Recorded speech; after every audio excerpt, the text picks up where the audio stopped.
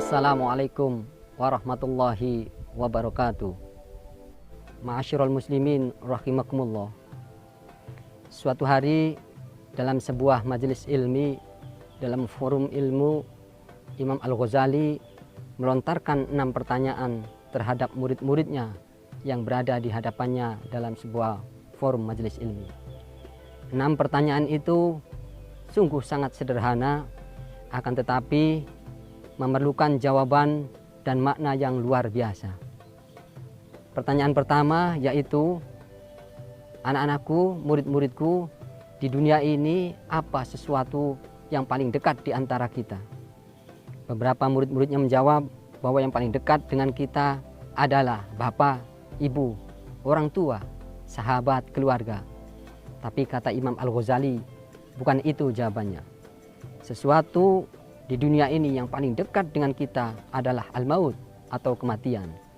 Kematian tidak bisa ditunda, kematian juga tidak bisa didahulukan. Kematian adalah hak prerogatif Allah Subhanahu wa taala dan Allah yang akan menentukan. Idza jaa ajaluhum la yastakhiruna sa'atan wa la yastaqdimun. Ma'asyiral muslimin rahimakumullah.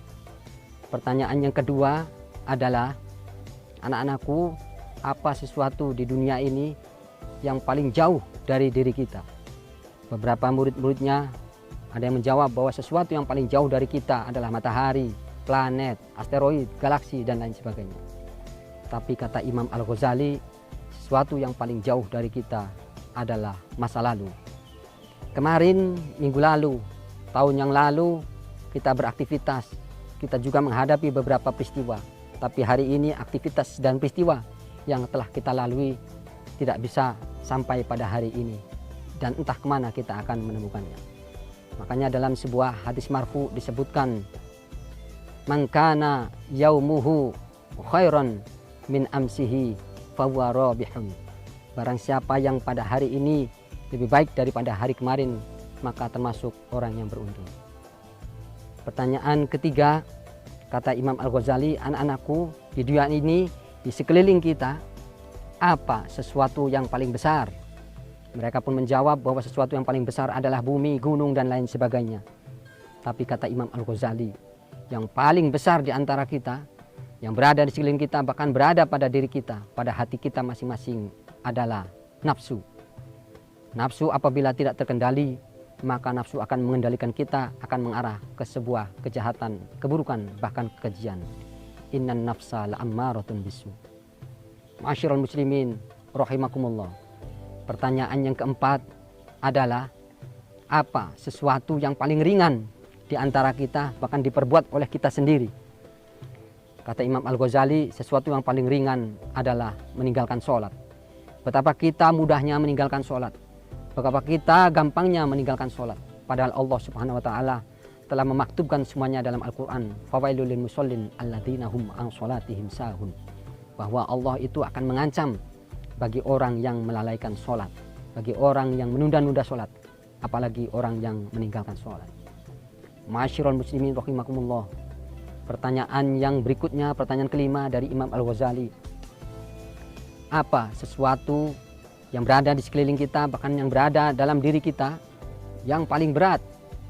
Mereka menjawab yang paling berat adalah besi, baja, bahkan ada yang menjawab gunung. Tapi kata Imam Al-Ghazali, yang paling berat di antara kita adalah menanggung amanah. Kita menjadi presiden, menjadi pemimpin, menjadi camat, menjadi kubu, kepala desa, bahkan menjadi kepala keluarga. Maka itu merupakan amanah yang luar biasa dan amanat itu harus disampaikan. Kullukum ra'in wa kullukum mas'ulun an ra'iyatihi. Kalian semua adalah pemimpin dan kelak kepemimpinan kalian akan diminta pertanggungjawabannya di hadapan Allah Subhanahu wa taala. Ma'asyiral muslimin rahimakumullah. Yang terakhir kata Imam Al-Ghazali, pertanyaan yang cukup sederhana tetapi memiliki makna yang luar biasa. Apa di dunia ini yang paling tajam di antara kita? Di dunia ini, murid-muridnya menjawab bahwa yang paling tajam di dunia ini, ada yang menjawab pedang, pisau, dan lain sebagainya. Akan tetapi kata Imam Al-Ghazali, yang paling tajam yaitu adalah lisan kita, lidah kita. Betapa kita berkata, berucap, tidak disangka ternyata menyakitkan orang lain, menyakiti hati saudara-saudara kita.